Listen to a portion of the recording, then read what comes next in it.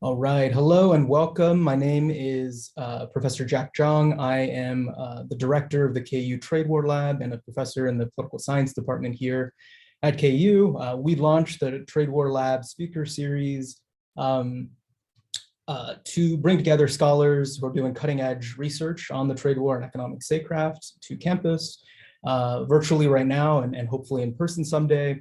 And this is the first of our professional development series to help students learn about careers where they can put the skills they developed here at KU to work. Today, we are delighted to host Dr. Deborah Seligsohn, professor of political science at Villanova University, and my PhD classmate from UCSD. Before becoming a professor, Dr. Seligsohn had a distinguished career in the US Foreign Service and also worked at a major environmental NGO.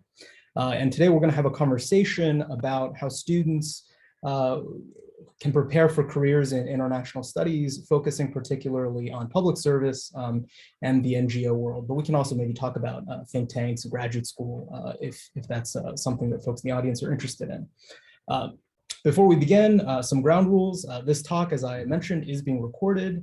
You're encouraged to leave your cameras on and mute your audio. If you have a question during the talk, please type your question into the Q&A and I can read it to, or Dr. Seligsohn can see it, or you can raise your hand and wait for us to acknowledge you and we can let you ask your question live as well. In fact, that would be nicer and we encourage you to do that. Yeah, without further ado, I wanted to thank our co-sponsors for this event, the KU Center for East Asian Studies, the KU Institute for Policy Social Research, the KU Political Science Department, the University Career Center, and I'm going to drop a link here into the several links into the chat box here, linking to various events from these co-sponsors that are going to be coming up. I hope you'll stay with us and engage with us for the rest of the semester. But with that, and with no further ado, please join me in giving a warm Jayhawk welcome to Professor Seligsohn. Let me open. We're going to open up with a few questions that came from you guys in the registration form, and then we'll leave the second half open to just a wider conversation. But I first wanted to ask Dr. Seligsohn to tell us a little bit about how you got started. With your career, how did you get interested in studying international politics, and how did you land your first job? So I was always interested in international stuff. I think I told my mother I wanted to be a diplomat when I was 7 years old. So that just was my interest, right? And I majored in East Asian Studies in college. I took the Foreign Service exam in my senior year of college. It always takes forever to go through that process. So I just proceeded on with my life. I went to China for a year, taught English.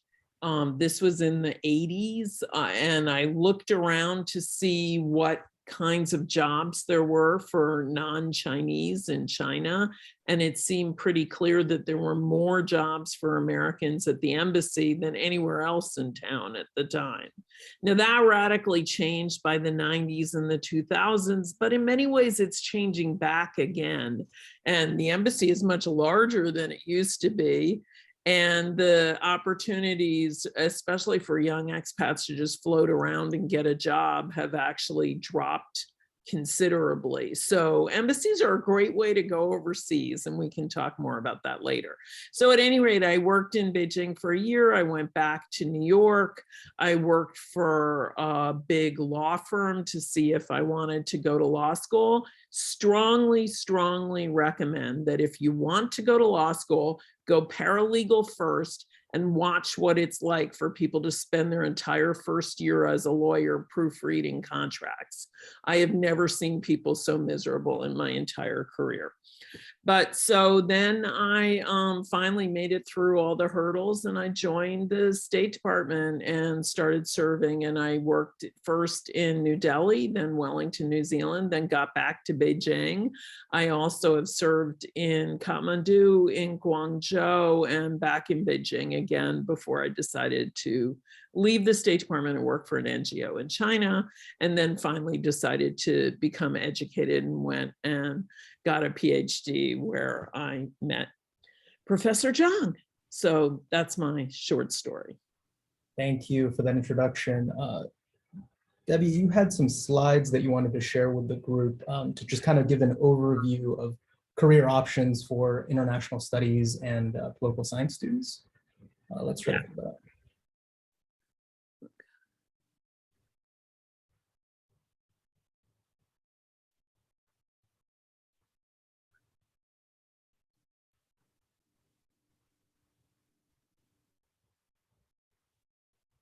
Okay, so yeah, so these are just some slides to kind of talk about federal jobs and to help you see how this is a great way. If your interest is in politics or policy, working for the federal government is a great way to actually do that. So so there are two different things. So if you're really interested in doing policy in actual sort of implementing legislation, causing things to get done, that's mostly done in executive departments, right? Congress passes laws, but it's the executive that actually does all the stuff. If you want to create more environmental cooperation around the world, you're going to do that by either working for the EPA or for the State Department, right?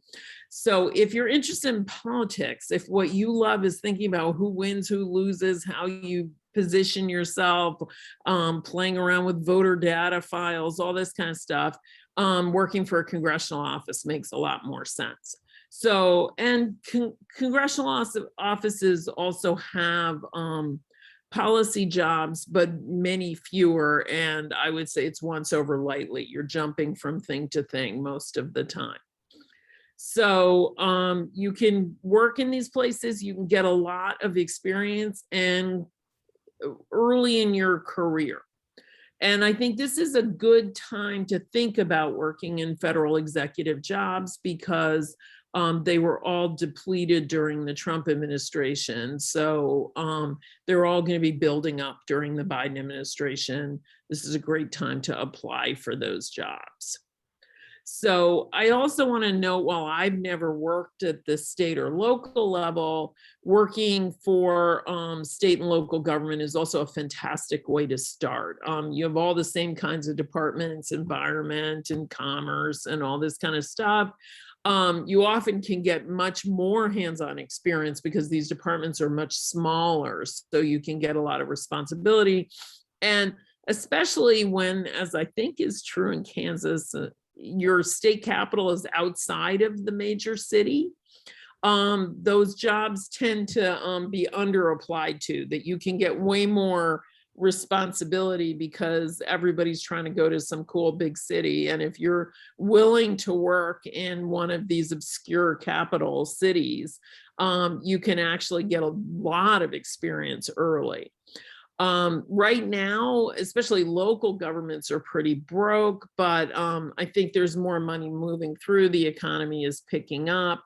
So think of those. And every state tends to have a business development office, which is all about outreach with other countries. So if you're interested in international relations, if you've been working with Professor Zhang on international trade, these are the offices that promote both trade with other countries and generally promote investment into their state.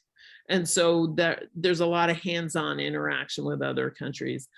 State legislatures operate very much like Congress does. So if your interest is politics, working for a state legislature can also be fantastic. So moving on to executive departments, I mean, we're talking about every organization that you've ever heard of, every cabinet office, all of the agencies. Almost all of them hire through USA Jobs, usajobs.gov. And that's where you want to go, upload your resume and all those things. Couple of insights that I've learned, especially from listening to a hiring manager last time I did this. you want to look at that thing every single week to see what's listed. It isn't just pop it up and see what happens. But the other thing is, when you see a job that's listed, tweak your resume and your cover letter and whatever materials you have to hit whatever the keywords are in the job ad. Because as you know, these days, many job selection, the first stage is to run through a computer algorithm. So you want to hit the words that they use, and you want to shape your experience around the experience they say they need. And we'll talk a little bit more about that later, because I think especially students coming out of college often understate the experience they have. And these are a place where you should not lie, but you should actually make the most of every bit of experience that you have. The Foreign Service is a completely different process. And for the Foreign Service, go to state.gov and follow the employment instructions there. And you have to take an exam, and it's a completely different process. But the State Department also has civil service jobs. Those are people who are permanently in DC, and those jobs, you use the same USA jobs. I mean, state also has jobs around the country, but those are basically passport offices. So if you're interested in that, there are going to be jobs everywhere, but most of the rest of the jobs are going to be in DC. And when you're looking at each of these federal agencies, like an EPA or a Department of Energy or Commerce, look for like international affairs, legislative affairs, communications. These kinds of offices often have positions for newly minted college graduates.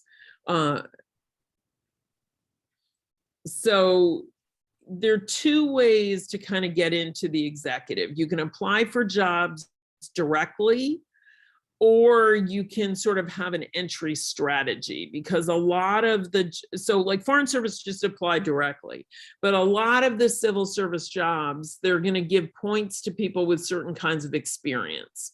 And so if you're already in the military or planning to do that, once you have military service, you get preference. Choosing an internship, there are a lot of internships, that's going to give you that experience that will then give you preference. You also get preference through Peace Corps and AmeriCorps, or this, which also used to be called VISTA, right? So Peace Corps is international service, AmeriCorps is domestic service.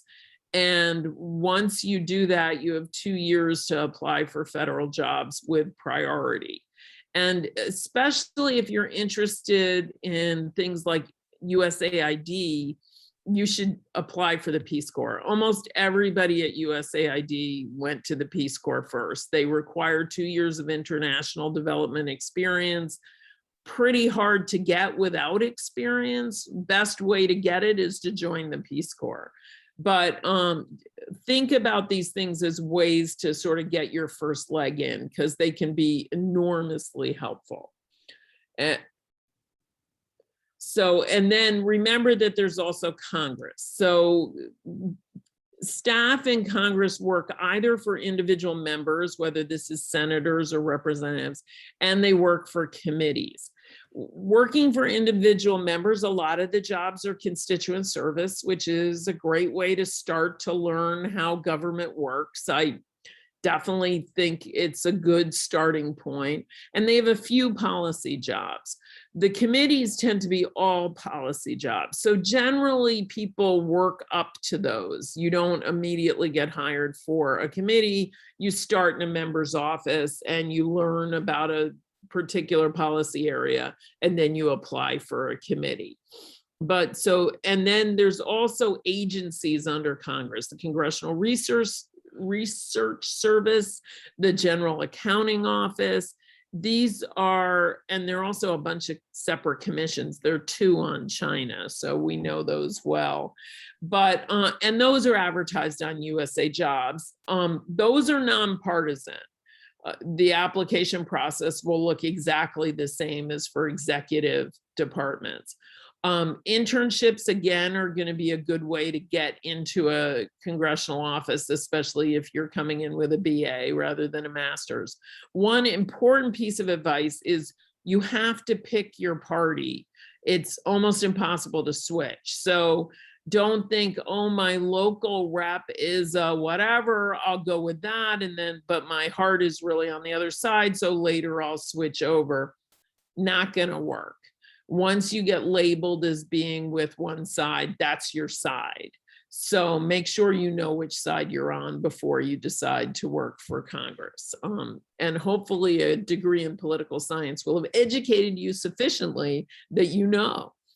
And I already mentioned that the various agencies under Congress are totally different in that respect. They're nonpartisan. So when you're applying, think about the skills that you have.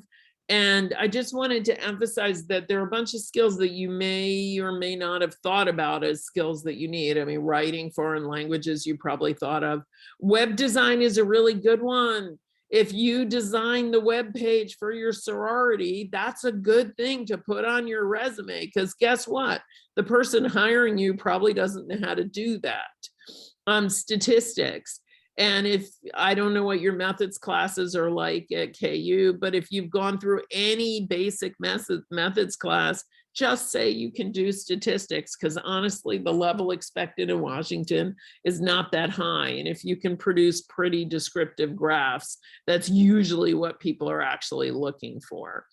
And if you need more, you can go online and teach yourself. Briefing, presentation skills, another skill that you've learned in college that you can mention. And then the one I find students neglect the most is management skills. You know, I'll have students who managed all the lifeguards at a big public pool in the summer, or manage a shift at Starbucks. That's management. Make sure you put it on your CV, because that's important.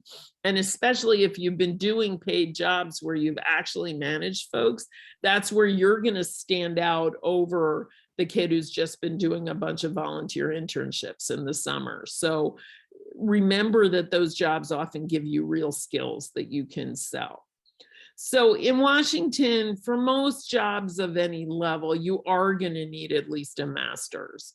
And so do start thinking about that, but it's worth doing one or two of these jobs first to figure out what you want that master's in. I mean, if you discover that your passion is environment or public health, you're going to be much better off within a master's in one of those areas than in just getting a generic law degree. It's also cheaper and takes less time.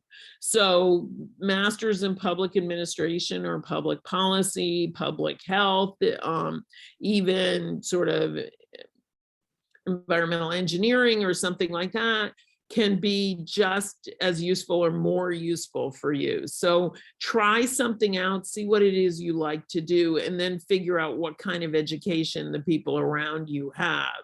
And that's the best way to think about how to educate yourself. There also are a gazillion think tanks and advocacy agencies in DC. So that's another really good route to a Washington career. So go to the think tank pages. You kind of have to identify what they are and look at each one separately and see what jobs they're advertising. In general, for people coming straight out of college, the best ones are all going to be labeled as internships, and you just want to look for the organizations that offer paid internships. For smaller groups or for the business-oriented ones, you may be able to just find an entry-level job that's not labeled an internship. But for like these big think tanks that I've labeled, it's mostly going to be internships. So again, you want to think about what your political positioning is. A lot of think tanks in DC are either left-wing or right-wing, right? So you have things like Brookings on the left or the American Enterprise Institute on the right. Again, that's going to label you. People are going to see that on your resume and they're going to say, oh, this is this kind of person. So think about what kind of person you are, and then look for the institutes that fit with your perspective. There are a bunch on foreign policy that I would call more middle of the road. CSIS, Atlantic Council, Quincy Institute. There are also some economic ones that I would also call middle of the road, like Peterson Institute. But if you don't have at least a BA in economics, I don't think the economic ones are going to be as viable an option, except sometimes if you look for the web design job and you have web design experience, you can find that you do get into one of these and then figure out if that's what you really want. Also realize that every business organization on the planet has an office in Washington, and that can be an interesting way to do advocacy, where you're going to get a lot of interaction with Congress, because that's all those groups do, right? They're weighing in, trying to get legislation, trying to get their tax breaks, et cetera. And some of them may well be organizations that you agree with, whether that's the Chamber of Commerce or, I mean, I listed the American Psychiatric Association because they owned the building of the think tank where I lived, where I worked. I didn't live there. But there, like every organization in America has an office in Washington, and they're often a great way to start your career and get a feel for how Washington works. And then I have 2 pages here of links. So I think I've already given this to Professor John, so he can share that with you to, there's some guides here, and then information on internships and stuff like that. So hopefully that's helpful to you.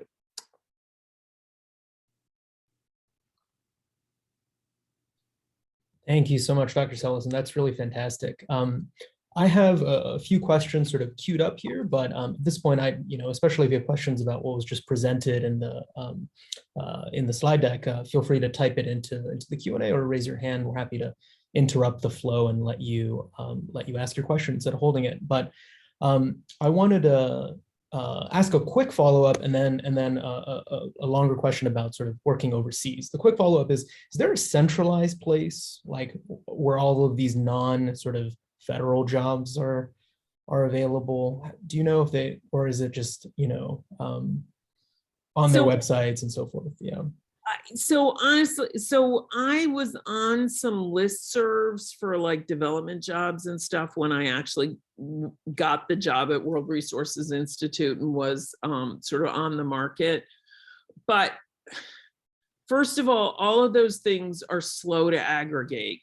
So you want to be looking at the website so that you see the jobs right away. And secondly, I think they often miss a lot of the internship type opportunities. And some of these places have internship programs that are quite regular, right? That there's an annual process. I think like a Brookings has a program like that. State does. Congress, I forget, I just took down my slides, but one of the 2 chambers has like a uniform system where you can apply through it. The other, you have to apply member by member. But a lot of these places just have regular annual systems. Certainly the State Department does. So, just look it up and you can go through the application process. And then, but I don't actually think there's a good aggregator for all of these. Yeah, I think you're right. There's a few sites, but I don't think they're well populated, right, sort of crowdsourced aggregators.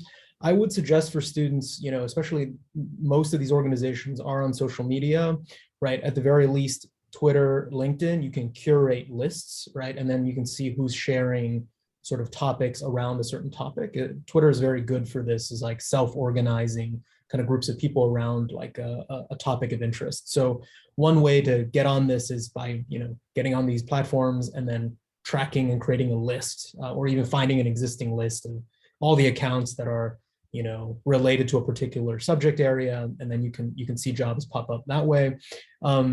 You could also do the same thing on LinkedIn, and most of these organizations, especially the think tanks, all post all of their searches to LinkedIn. So it's just a matter of following them. And so I'd recommend that as well. So I wanted to ask, shift gears a little bit and ask about working overseas, right? So these are, with the exception of the Foreign Service, all of these jobs are going to be US based, but you spent most of your career actually overseas. How can students be better prepared for that, right? What should they do to begin sort of that process of, we have a nice study abroad program here. I'm sure some of the students in the audience have participated in that, but, aside from that, how do you prepare yourself for jobs overseas in general? And then, how do you find jobs overseas? And then maybe you can talk a little bit about the challenges and quirks of working in China, since that's where you spend a lot of your career. So, I mean,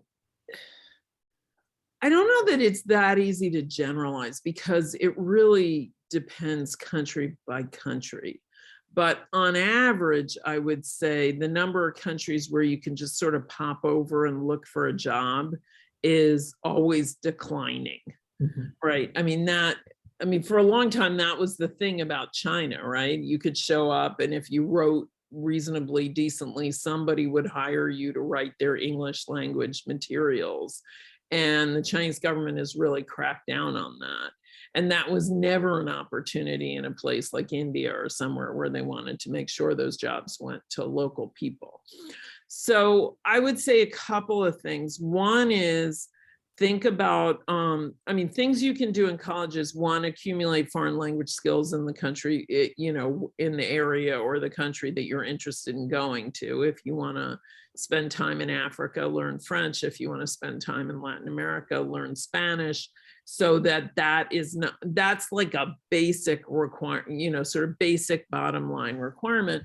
But the second is think about the kind of work you want to do and what kind of skills you can actually acquire to actually be bringing something useful to that place that isn't on the local market. More and more people get hired for jobs in China because they have specialties that maybe are less prevalent there, or they're working for American companies that want to bring expertise in something or want to have somebody who understands that expertise to interact with the local experts. And so having sort of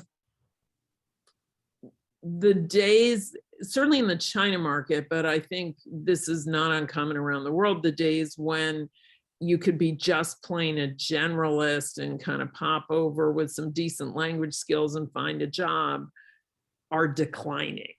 So if you're interested in environmental stuff, actually learn environmental science. If you're interested in public health, actually get that master's in public health. If you're interested in business, think about getting some computer coding skills or some finance skills, or think about the skills that would actually make you sort of the kind of valuable employee that some kind of group wants to send around the world. And if you're interested in development, again, learn about what it is you're interested in, agricultural economics or public health or whatever it is, and apply for the Peace Corps. So I think that's the best I can do.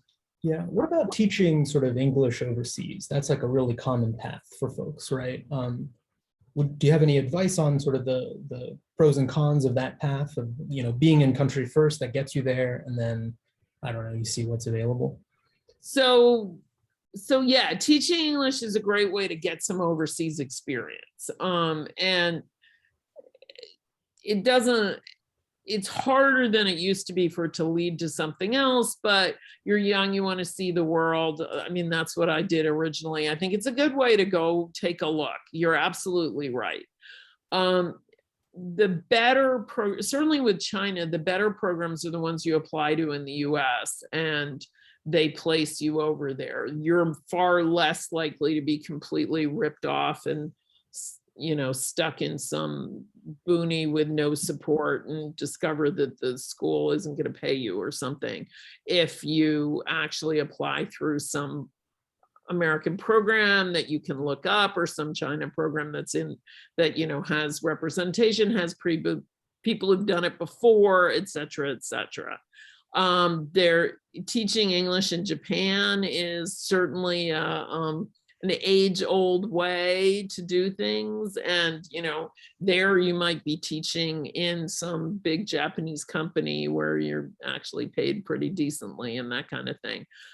So in countries where English is not the primary language, I think there are usually some good opportunities for that. And it is a great way to get a feel for the rest of the world. I mean, we know people who taught like kindergarten kids in Latin America, right? So it's like, it's a fun way to get to know a society and get a feel for it. So yeah, I think it's a good early job, and it is one where the required skill set is usually not that high.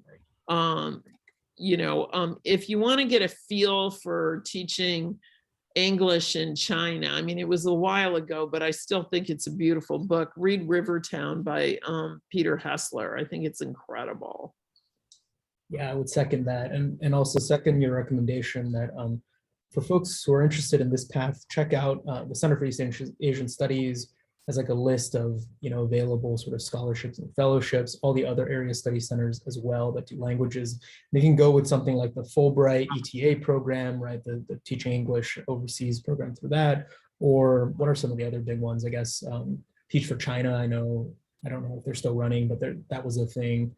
And they were structured programs. But I think CIE does it. I mean, a lot of the organizations, and like some of the ones like I think the Stanford and the Princeton ones don't necessarily only take people from their own schools. I originally went through a University of Massachusetts program, and I did not go to the University of Massachusetts. So yeah, there are a bunch of them, but and even the ones that are sort of just in China. I mean, like, I think the one my daughter did was in China, but she applied from the US. It was a program that already existed. You could talk to previous people. That's more my point than whether I mean, Fulbright is fine, but it's too limited. I mean, not everybody's going to get one of these Fulbright teaching gigs. So there are plenty of other options out there. Now, one thing I think we both learned from our time as PhD students is undergraduates can apply both for the Fulbright teaching and the Fulbright research thing. And the problem with the Fulbright research thing is you can only apply for it once. And so if you might want to go get a PhD later, or even a master's, you will have shot your wad in terms of getting a really nice, cushy research grant for actually getting a thesis or a dissertation done. Right. So something to keep in mind. Yeah. The flip side of that is those programs are a lot easier to get into if you're affiliated with the university, and there's the first sort of level of screening happens here on campus. And so, without knowing the future, right, you sort of weigh those things in. And yeah, there are many programs like Jet Japan. We have folks in the audience. But most universities will continue to do the screening for you even after you've graduated, because I have one student who's doing that this year. But also, a lot of countries don't want undergrads doing research. Like, right. If you apply to do research in India as an undergrad, you're not going to get it. You can fill out all the forms, but the Indian side of the binational commission is going to vote you down. I mean, in fact, they don't even take many PhD students. They like middle-aged folks. Okay. Yeah, all good points, but definitely check out these sort of main scholarships on the websites. And I encourage folks to, if you have questions, again, raise your hand or type it into the chat. I want to ask kind of a follow-up, and you've hinted on this already. Graduate school, how important is it? It sounds like from what you're talking about, it's increasingly important to get a master's degree at least. Is it necessary? How do you pick a graduate school? When do you apply? What's your advice on this? So to do policy jobs, ultimately, I think you need a master's degree. There are a few places where that's not really true. One of them is the Foreign Service. If you get in without it, you're fine. It really doesn't matter at all. What matters is your performance. But for all the think tanks, for most jobs that sort of are competitive on the basis of qualifications, and you'll often see in the job ads that they simply say it's required to have a master's. So I think ultimately grad school is usually important if this is the kind of work you want to do, but you don't have to do it right away. I think it is always worth doing an internship, working a couple years, getting a feel for what it is you like to do, but so that you can choose the right grad school for you. So they're kind of the grads. So in the public policy arena, they're the master's programs that are oriented toward sort of DC policy analyst kind of jobs. So those are the Harvards, the Princetons. UCSD has a program that's sort of like this as well, that are very much oriented toward sort of analyzing big questions. One little secret everybody should know is that Princeton basically gives everybody a scholarship. So if that's where your interest is, definitely apply there, because you'll probably get more money than you will anywhere else. But then there's a whole separate set of grad schools that really emphasize essentially public management and the kind of skills you need to actually run a city, be a city manager, work at the state and local level, and actually run programs. And, KU, of course, has an extremely well-known grad school in that regard, as, the top two are KU and Syracuse. And so it's important to know what it is you want to do. And then there are a lot of jobs that require more specific technical skills. So if you're interested in, I keep giving the same examples because it's where my interests are, but yeah, if you're interested in public health, go get a master's in public health. Don't get a law degree or a master's in public policy, right? So it really depends what you want to do. And I think the best way to figure that out is to go do some work, get to know some people, and figure out what they did, right? So I think, yeah. That's what I would say. Yeah, excellent. I would like to underscore sort of that not all, you need a master's degree for many of these jobs, but not all master's degrees are created equal, and you shouldn't think like, I'll just go get one, right? And that'll make you competitive. And this is related to Kevin's question, which is really about like what makes you a competitive candidate for some of these top MIA programs, Master's in International Affairs programs? Why is it that econometrics is so important? What are the other skills that grad school sort of admissions is looking for in these places? Okay, so first of all, just like I said, everyone in Washington demands all this computer coding skills when they put up their job ads, but their idea of what that means may be producing a nice bar graph. I think some of these grad schools say you need to have all this pre-existing economics background, but they actually mean an intro course. So don't sell yourself short. Understanding economics is really important to understanding public policy. If you listen to arguments in Washington, I mean, what's the big argument? Everybody immediately says it costs too much, it'll hurt the economy, it'll affect the tax rate, it'll discourage business. The only way to answer those questions is to know a bit about economics. So economics is, I mean, I don't know, I'm a political economist. This is fundamental to the way the world works, right? I still think, Bill Clinton's only great contribution to world language was the sign, "It's the economy, stupid." So, and that was a big sign on their headquarters when they were running. And the point being to always bring it back to the economy, to remind voters that they cared about the economy. So, economics is important for itself. Why econometrics is because the same, we use the same tools to analyze politics that you use to analyze economics, right? That it's simply another word for statistics, basically. And that the way you analyze large data sets is to use statistics. So that's why, but I don't think most graduate schools require that you have econometrics background so much as they are going to train you in statistics and econometrics. So those are going to be some of the most useful courses that you learn in grad school. And I think one of the big reasons why you will come out actually much better qualified than if you go to law school, because you will be able to look at data and actually determine if a program is working or not.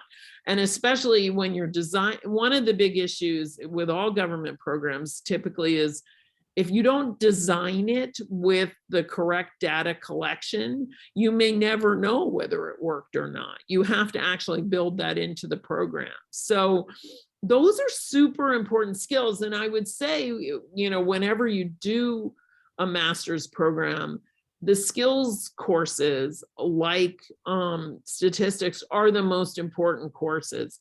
Any topics course, you can always pick up a book and read about it. It's really the skills course where having a professor work through it with you and help you with the parts you don't understand, and often work with your classmates if you don't understand something.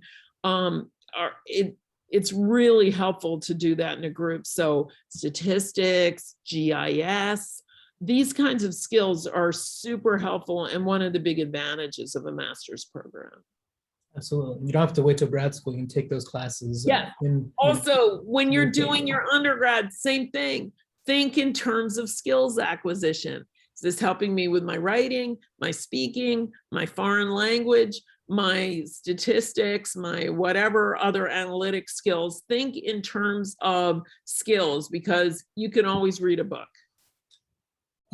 Shifting to Ethan's question, do you have any suggestions about the intelligence community jobs? Do they, you know, like the CIA or FBI, do they advertise on USA Jobs, or how do you get hired by these agencies? So I don't know. Yeah. I think they do, but I would also look at their websites. I also know they show up on campus all over the place. Yeah, they do. I would say if you're a KU student, we have a new intelligence and national security studies minor and certificate in the political science program. You know, take those classes, meet those instructors, and I think they try to channel some students into the intelligence sort of community jobs. And I know that the CIA does send some rep to. They did it like an event a few years ago, so they occasionally send recruiters. So yeah, probably a separate process. Yeah. And I know that there's an FBI recruiter coming to my campus, and I mean, the day's coming. I have a graduate class actually. So I said, you know, if he wants to come and talk about analyst jobs, I don't think a bunch of people getting masters in political science would want, you know, agents or whatever they call them jobs. But the FBI also has analysts, and they even have analysts that look at international questions. So every single one of the 18 intelligence agencies that make up the intelligence community have analysts that typically they're going to be looking for at least a master's for those jobs. Some of them, like the CIA, I think, like to pretend they all have PhDs, but that's not true. Plenty of them just have masters. But to do analyst work, I think they're usually looking for that. And if your passion is to get like an area studies master's, actually those places are among the best places to get a job, because that they're actually interested in hiring people with deep area studies expertise. Yeah, foreign language really counts for a lot, and because they don't want to hire foreigners, you have an advantage if you have the language skills. Moving to April's question, do you have any advice for students arriving at a crossroads or like a midlife career change? I mean, actually, Debbie, you sort of did a midlife career change of sorts, right?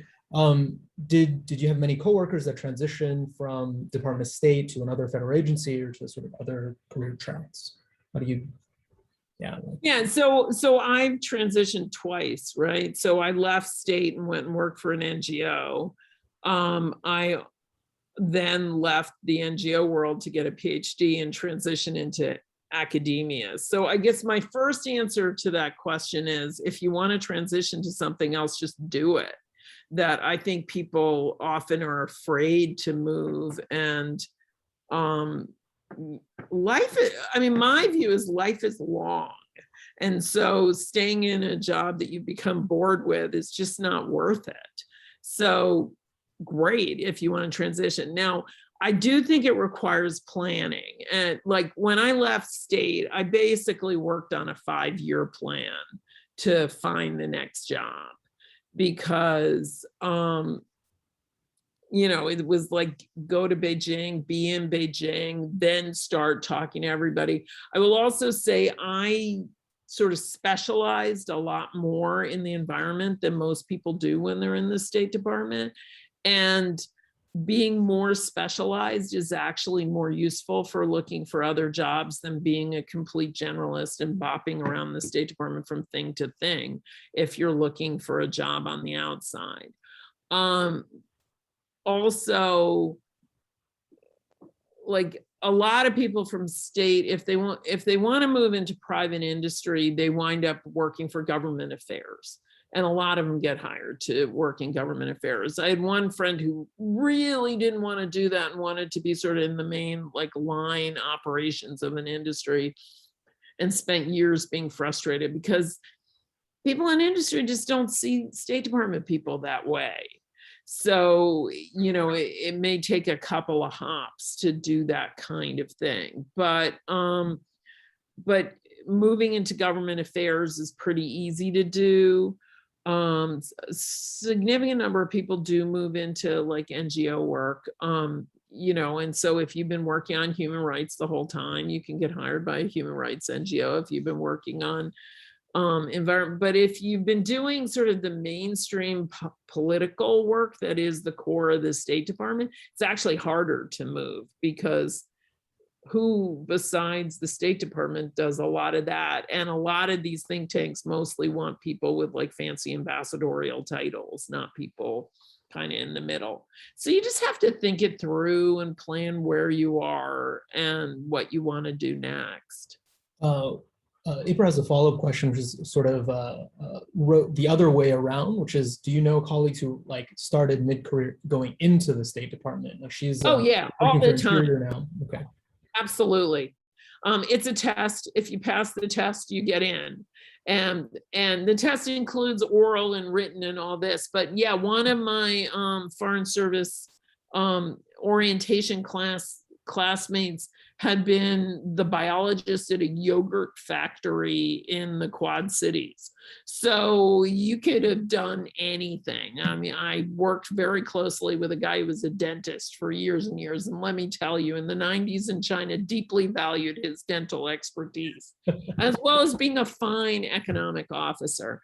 So yeah, the State Department in particular, the way it's, so now they take experience into account more than they used to, but I still think it's the case that if you do well on the test, if you do well on the written and the oral parts of the exam, yeah, you can move from pretty much anything. And there are always a bunch of people in the State Department who basically sort of floated around ABD for a lot of years, teaching in college, and then finally decided to get a real job and took the Foreign Service exam. So yeah, it's actually, it's not easy because tens of thousands of people take the exam and they hire a few hundred at most. But if you can pass it, yes. Transitioning to Jackson's question, Jackson works for the lab and has this wonderful opportunity. So he is asking for interview advice for the State Department student internship. He's going to be interviewing with the Bureau for East Asian and Pacific Affairs, I guess, next week. So what advice would you have for preparing and sort of doing well in this interview for the internship? Be prompt and polite. I think the usual advice that you would get for any job interview.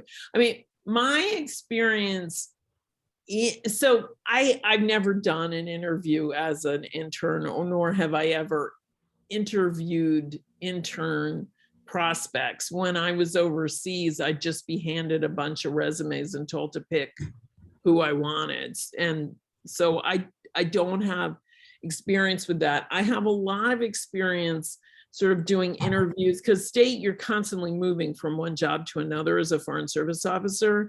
So you get interviewed a lot by offices, bureaus, overseas.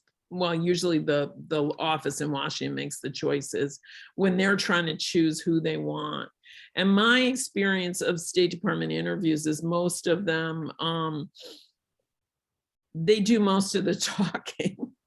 They mostly tell you about the job and you nod a lot. And I have not had the experience that they ask. It's definitely not like those sort of famous Silicon Valley interviews where they're asking you some weird gotcha question that you have to like invent the next widget in 10 seconds. I mean, they'll probably ask you a bit about your background and your interests. That maybe they'll ask you to give an example of some analytic paper you wrote or something like that. I think just coming across as, you know, a friendly, helpful person who will be useful to the office, who's genuinely interested in their work, is the main thing. Do you know if they'll ask about foreign language? Like, will they, since it is the Research Bureau, will they do a language test of some sort, or is that like a separate screening process? For internships, I mean, they'll probably ask about your language ability, and they may ask, you know, whether there's anything to back it up, like that you passed an exam or took a course or something. I would be deeply surprised if anyone actually tested. I mean, when you join, if you join the Foreign Service, there's an opportunity to actually take a language exam, but as to actually raise your score to get in. But for an internship, I don't think so. Excellent. And then the other thing to be aware of, I guess, Jackson, is it sometimes takes a really long time to get your security clearance after you get it. So have a plan for what you want to do in the interim. I have a lot of friends who like waited like a year or half a year for an internship thing to clear, which is kind of absurd. But there's just a backlog. I have huge issues with the security clearance system, but that's for another day. Alyssa has a question about all the jobs and opportunities you mentioned, which of them are foreigners eligible to apply for, like international students, and which are reserved for like US citizens? So the non-governmental jobs, I mean, most government jobs are restricted to US citizens. I don't know that that's always true at the state and local level, but certainly within international affairs at the federal level, it's true. It may well not be true for, like, if you're a Department of Labor statistician or something. I'm not actually sure that it's true. But any job that requires a security clearance, you need to be a US citizen. So, and that involves most things that deal with international relations. So, but all of the NGOs, think tanks, that kind of stuff, they are open. They usually will hire non-Americans who are eligible to work in the United States. They won't necessarily sponsor you for a job, right? And legally, they're not supposed to unless they can't find an American citizen to do the job. Right.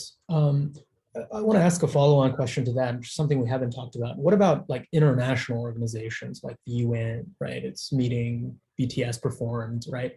How does one get a job at like IOs as an American or as a foreigner? Yeah. Okay, so those are really hard, and they're particularly hard for Americans because their quotas, and the UN headquarters is in New York. So more Americans apply for them than others. I mean, in fact, that's one where if you're a non-American, you may find it a lot easier to get a job at the UN, the World Bank. But World Bank, you need some kind of graduate degree. You're not going to get hired as a, but most of the people I know who got sort of jobs at the World Bank right out of a master's program or a PhD program were not US citizens, in fact.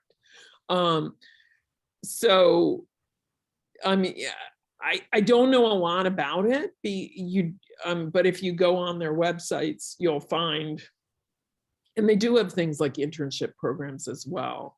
But yeah, Americans, so there are two things. One is there's this quota, especially at UN agencies. World Bank is more skills-based, and there are a higher percentage of like representative of countries that love economics, right? So it's like the US, the UK, India, the economics loving countries, right? But with the UN has a quota, but then in addition to a quota, a lot of UN programs are actually funded specifically by earmarked money from specific countries. And most of that is European. So like the Swedes will fund a specific program, and then a certain number of those jobs will be held for Swedes. So if you're Swedish or Dutch or one of these other countries that gives a lot of money to the UN, there are actually more jobs. So, and the US generally doesn't do that. So you're much better off finding a job at USAID than trying to find an aid job through the UN in terms of just numbers. But the other thing in terms of international aid is that USAID gives out the money, but it gives the money basically to NGOs and to contractors, to companies that specialize in various forms of international aid. And they tend to hire people of all different nationalities. So, so those jobs are kind of wide open to anybody, even though the government jobs, and that's the thing, is the government jobs are about designing the programs and contracting. If you actually want to do the work, you're much better off working for one of their contractors. Yeah, consider the Bill and Melinda Gates Foundation, which may soon be renamed to something else, but right, those are opportunities. Yeah. Well, but then you better have a PhD in public health or an MD if that's your. They don't take interns or anything like that. Hey, but I would think even their interns have actual health or education degrees. Grad school, turns out it is important. Does anyone, we have, we're just 3-4 minutes left. Any remaining questions? Feel free to speak up, or I'll ask a question in closing. Anybody? Okay, I'll ask kind of a meta question, right? So somebody in the forum asked sort of the balance between experience and credentials, right? Like where you get your degree versus like what do you know, and how that impacts your career sort of in the long run. Do you have any insights on sort of the balance of that, or how to strategically sort of manage the accumulation of credentials and experience? Well, honestly, I think that's one of the reasons why the government is such a good choice. Because I mean, with my experience of the federal government, it's like mentioning where you went to college was considered like completely classless, and you should never do that. And then I went to an NGO where there was a significant emphasis on credentials. And then I went to academia where it's all anybody talks about. So, so if you just want to do the work and you don't care about whether you went to some snooty place or not, government's actually an excellent choice, because people really do just talk about what work you've done when they're deciding whether to hire you for a particular job. And they really don't care where your degree came from. And it was certainly, my experience with student interns that it is in fact the case that one of my 2 best interns ever in 20 years in the Foreign Service came from KU. So, and the other one was from City University in New York. So it really, within the State Department, that and other agencies, it's even less. I mean, I think maybe at the Justice Department you get all this Harvard, Yale law stuff, but in other agencies, it's do you do the work? How well do you do the work? And so credentials in terms of, do you have the educational credentials to get into the job? That matters, but people in government are pretty serious about treating that as, do you have a BA? Did you take these courses? Do you have a master's? Do you have a medical degree? What, rather than where did you do it? NGOs tend to be a lot more exclusive. and tend to often draw from the few universities that their founders or their top leaders went to. There's a lot more of an old boys network, to be honest. Probably some are better than others, I don't know, but I was surprised at how kind of blatant it was. So in that sense, looking up who, that's one of the things that career services people are good at doing, is helping you link to the alumni who are in the field that you're in. And that's super worthwhile, both to learn more about it, but also especially for these areas where there's a lot more sort of credentialism, helping to kind of jump over those barriers that I think are kind of ridiculous. Great. Thank you so much, Professor Seligsohn. Please join me, and we're right on time. Please join me in a more round of applause for our speaker. Thanks so much for your time. Thanks everybody for attending. On that last point, I forgot, the Career Center does have like some sort of proprietary LinkedIn platform where it allows alumni and students to message each other sort of back and forth, and within that context, and they're trying to get people to go on that. So if you haven't checked that out, do check it out as well. But hope you'll stay in touch and join some of these other events that we have coming up. Otherwise, thank you and good night.